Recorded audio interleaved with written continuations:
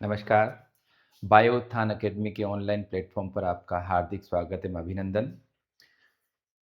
हम class 12th NCERT chapter first sexual reproduction of flowering plant के 2 lectures discuss कर चुके हैं।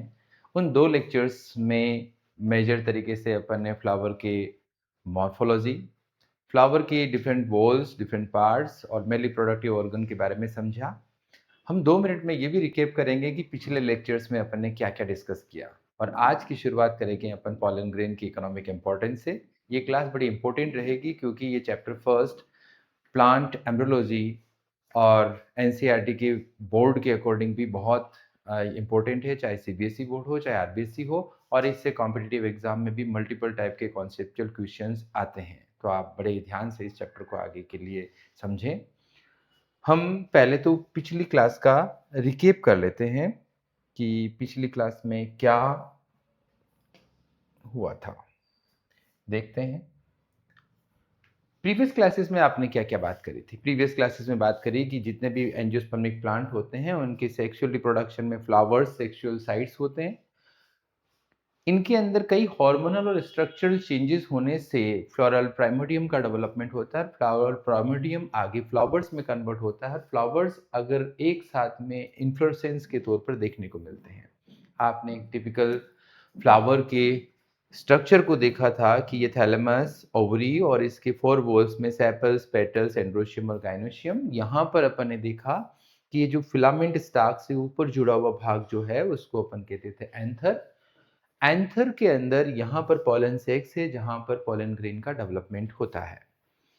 फिर एंड्रोशियम मेल पार्ट की तरफ आए थे। एंड्रोशियम जो वॉल्स ऑफ स्टेमिन है, नंबर और लेंथ इनके वेरी करते हैं। इनकी स्ट्रक्चर में अगर बात करें तो ये एक फिलामेंट और एंथर दोनों पार्ट यहाँ पर होते हैं। फिलामेंट के बारे में अपन ने कहा कि प्रॉक्सिमल एंड थैलेमस से या पेटल से जुड़ा होता है और डिस्टल एंड जो है वो एंथर से पार्ट से जुड़ा होता है।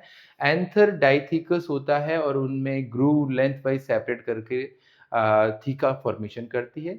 एंथर के ट्रांसफर सेक्शन को अगर देखा जाए तो ये हर थीका में 2 स्पोरेंजिएट कंडीशन होती है। इट मीन्स ये टेट्रास्पोरेंजिएट कंडीशन हो जाएगा।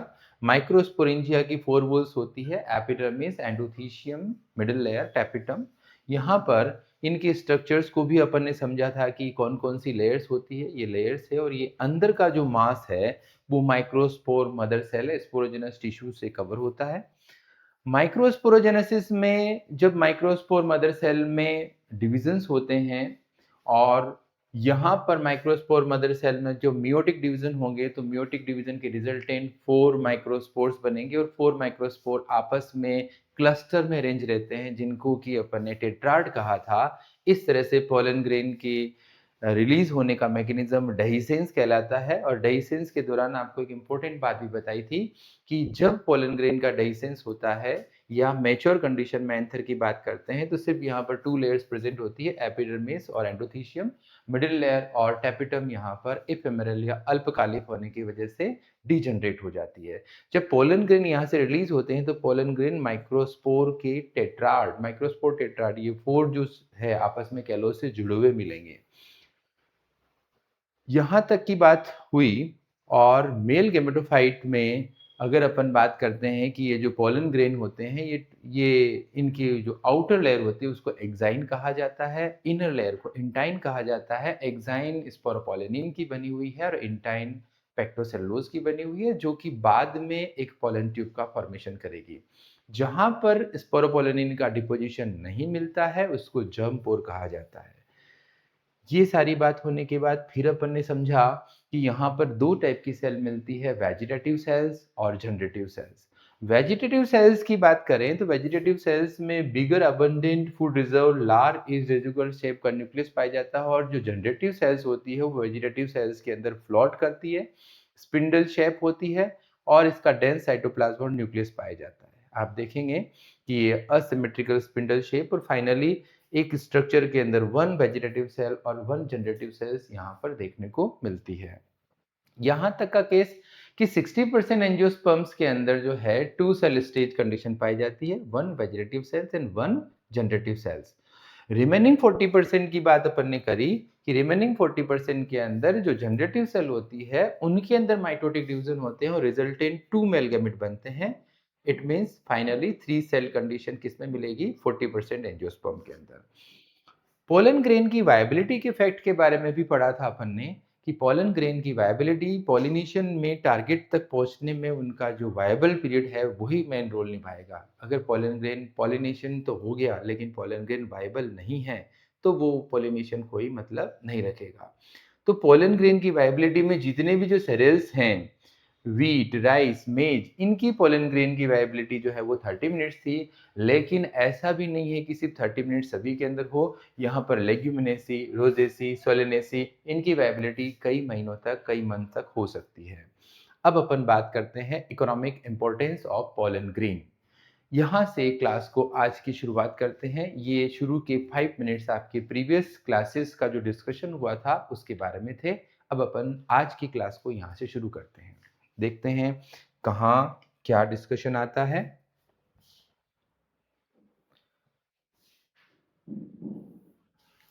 थोड़ा सा इसको एक बार मैं सही मैनेज कर दूं।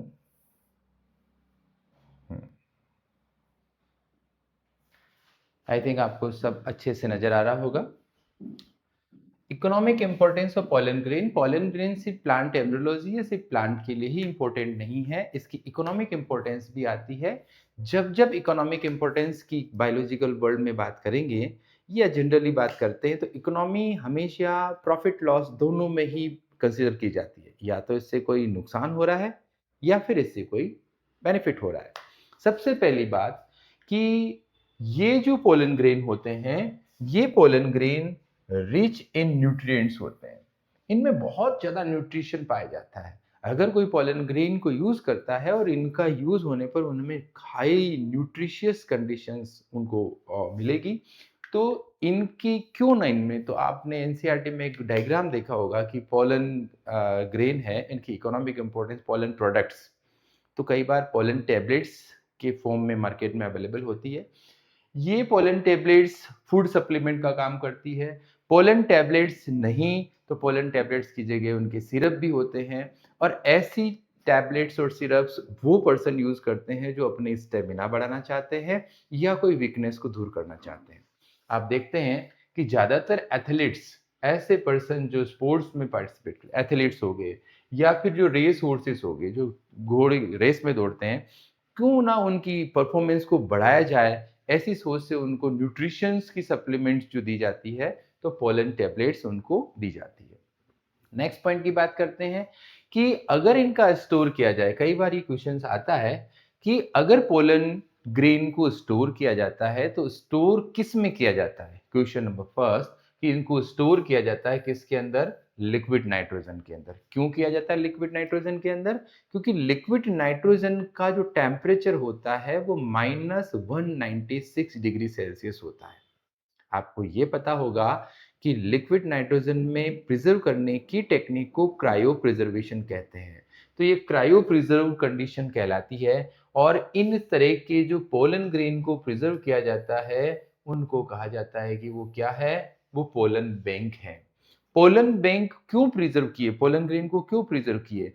सपोज एक प्लांट ब्रीडर है, रिसर्च कर रहा है और अगर उसने उसको प्रिजर्व नहीं किए तो पोलन ग्रेन की वायबिलिटी तो 30 मिनट्स है, कुछ महीने हैं। और अगर रिसर्च प्रोग्राम या उसका कोई प्रोजेक्ट है वो लंबा चल रहा है तो उसको वायबल रखने पर तो वो कुछ महीनों के अलावा कुछ साल बाद में भी यूज करे, आफ्टर 1 और 2 ईयर, तब भी वो उसको यूज करेगा। तो ये क्वेश्चन कि ये प्लांट ब्रीडिंग प्रोग्राम के अंदर पोलन बैंक को यूज किया जाता है, वहां से पोलन ग्रेन लिए जाते हैं। सिर्फ पोलन ग्रेन से बेनिफिट हो यही जरूरी नहीं है। आपने एक प्लांट का नाम सुना होगा, हिंदी में कहा जाता है गाजर घास, कैरेट ग्रास, या बॉटनी के अंदर कहा जाता है पार्थिनियम हिस्टोफोरस। पार्थिनियम हिस्टोफोरस वैसे देखा जाए तो ये अपने इंडिया का नहीं था। जब बाहर से अपन, एक कंडीशन आई थी कि बाहर से इंपोर्ट करना पड़ा था वीट को और क्वारंटाइन प्रोटोकॉल को फॉलो नहीं करते हुए इमरजेंसी में मंगाया गया था, तो उस दौरान ये बाहर सा आउटर कंट्री का प्लांट है ना। और जब ये अपने इंडिया में आया तो धीरे धीरे ये अपनी वेजिटेशन को ही कवर करने लग गया, एलिलोपैथिक इफेक्ट देने लग गया। इतना ही नहीं, ह्यूमन बीइंग के ऊपर भी कई एलर्जिक रिएक्शन देते हैं। आपने कई बार ऐसा बड़े बुजुर्ग आपके फैमिली मेंबर्स या आपको खुद को भी पता होगा कि पार्थिनियम के कांटेक्ट में आने पर एलर्जी होती है, इसको ज़्यादा छूना नहीं चाहिए।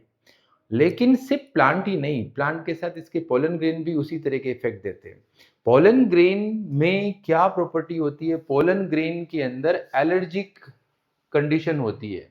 कुछ पीपल को इसके पोलन ग्रेन बड़े एलर्जिक कंडीशन क्रिएट कर देते हैं और इसकी वजह से एलर्जी अगर एयर के थ्रू ब्रीदिंग में जाएगी तो रेस्पिरेटरी डिसऑर्डर्स हो जाएंगे, अस्थमेटिक प्रॉब्लम्स हो जाएगी। कहते हैं ना कि अस्थमा, दमा, जो ब्रोंकाइटिस हैं, अस्थमा है, इस तरह की प्रॉब्लम्स फेस करने को मिलेगी। तो पोलन ग्रेन से बेनिफिट नहीं, कभी-कभी एरो एलर्जेंस की तरह भी काम करते हैं। मैं बता दूं कि ये क्वेश्चन कई बार बोर्ड्स के अंदर, चाहे वो स्टेट बोर्ड हो चाहे सीबीएसई बोर्ड हो, कि एरो एलर्जेंस कौन से होते हैं, पोलन ग्रेन किन के पोलन ग्रेन एलो एलर्जी करते हैं, तो उसमें भी क्वेश्चन आता है। क्रायो प्रिजर्वेशन टेक्निक के ऊपर क्वेश्चन आता है। लिक्विड नाइट्रोजन का टेम्परेचर कितना होता है, उस पर क्वेश्चन आता है। और पोलन टैबलेट्स या इनका यूज किन के लिए किया जाता है या इनकी वैल्यू क्या है, इस पे भी क्वेश्चन आता है। इस बात का आप ध्यान रखें। नेक्स्ट पे चलते हैं। नेक्स्ट अब जो शुरुआत करने जा रहे हैं वो है, अगला जो आता है गाइनोशियम। सेक्सुअल रिप्रोडक्शन में दो ही पैरामीटर आएंगे, मेल रिप्रोडक्टिव ऑर्गन और फीमेल रिप्रोडक्टिव। तो मेल वाले पार्ट को अपन डिस्कस कर चुके हैं। अब अपन चल रहे हैं किसके ऊपर? अब अपन बात कर रहे हैं फीमेल रिप्रोडक्टिव पार्ट के ऊपर। फीमेल रिप्रोडक्टिव पार्ट का स्ट्रक्चर, सिंपल सी बात करें ना, फीमेल रिप्रोडक्टिव पार्ट का स्ट्रक्चर ये ऐसा जो स्ट्रक्चर है वो कौन सा है? फीमेल रिप्रोडक्टिव स्ट्रक्चर है। यहां पर अपन देखें कि इट में है वह सिंगल पिस्टल, यहां पर एक सिंगल पिस्टल भी हो सकती है। इस टाइप के स्ट्रक्चर को क्या बोलते हैं? इट में है वह सिंगल पिस्टल। सिंगल पिस्टल को, अच्छा, पिस्टल या कार्पल, ये टोटल जो वर्ड है गाइनोशियम, गाइनोशियम के अंदर क्या है? कार्पल या पिस्टल। अगर किसी प्लांट के अंदर सिर्फ सिंगल वन मिलती है तो उसको कहते हैं मोनोकार्पलरी। और अगर बात करेगी नहीं, मोर देन वन पिस्टल होती तो उसको कहा जाता है मल्टीकार्पलरी। क्या बात समझ में आई? Female reproductive part is known as gynoecium, और गाइनोशियम के अंदर पहला पॉइंट ये है कि अगर वो सिंगल पिस्टल है, सिंगल को बोलते हैं मोनो, तो उसको बोलेंगे मोनोकार्पलरी, और more than one multicarpellary. I think यहां तक कोई दिक्कत नहीं हुई होगी। मल्टीकार्पलरी के अंदर एक से ज्यादा कार्पल या पिस्टल। अब एक से ज्यादा होने पर दो बातें हैं। अगर एक से ज्यादा कार्पल या पिस्टल है तो या तो वो फ्री हो, अलग अलग हो, या सब कैसे हो, फ्यूज हो। तो दो बातें आएगी कि ये पिस्टल, मल्टीकार्पलरी पिस्टल जो है, अगर ये फ्यूज्ड हो जाए, फ्यूज टुगेदर, जो सारे के सारे फ्यूज टुगेदर होने पर उसको क्या कहेंगे? वो फ्यूज टुगेदर होने पर सिनकार्पस। लेकिन अगर बोले कि नहीं, वो कैसे हैं, वो फ्री है, फ्री है मतलब मल्टीपल तो है लेकिन वो अलग अलग है, तो उसको कहा जाएगा एपोकार्पस। क्या बात समझ में आई? Gynoecium monocarpellary, multicarpellary, multicarpellary, apocarpous, syncarpous, apocarpous free, syncarpous fused. ठीक है, चलो इस बात को थोड़ा अपन डायग्राम से समझने की कोशिश करते हैं। कैसा समझाया जा रहा है बुक के अंदर? बुक के अंदर समझाया जा रहा है साहब ऐसे, ये आपके बुक में एक डायग्राम दिया हुआ है। इस डायग्राम को देख करके आप समझने की कोशिश करना। ये पहला जो डायग्राम ये दिया गया है, ये पहला डायग्राम है। आपने एक प्लांट के बारे में, गुड़हल, गुड़हल जिसको कि हिबिस्कस रोजा साइनेंसिस कहते हैं, मालवेसी का मेंबर है। इस हिबिस्कस रोजा साइनेंसिस के अंदर ये वाला पार्ट जो आप देख रहे हैं, ये फीमेल पार्ट है, ये गाइनोशियम है। गाइनोशियम किसके ऊपर? गाइनोशियम में ये पार्ट जो है, ये फर्स्ट वाला पार्ट कौन सा हो गया? ये थैलेमस हो गया। थैलेमस के ऊपर वाला पार्ट कौन सा हो गया? ये ओवरी हो गया। लेकिन ये ओवरी के यहां से ऊपर तक का पूरा पार्ट, ये पार्ट कहलाता है स्टाइल। तो क्या हो गया? ओवरी, स्टाइल और स्टिग्मा। यह एक बात समझना कि ये स्टिग्मा जो है, ये स्टिग्मा ऐसे निकल रहा है 1 2, इसको थोड़ा मिटा देता हूं मैं। स्टिग्मा स्टिग्मा कैसे है ऊपर? स्टिग्मा के नंबर काउंट करना, ये आपको टास्क है। आज एक फ्लावर लेना, फ्लावर के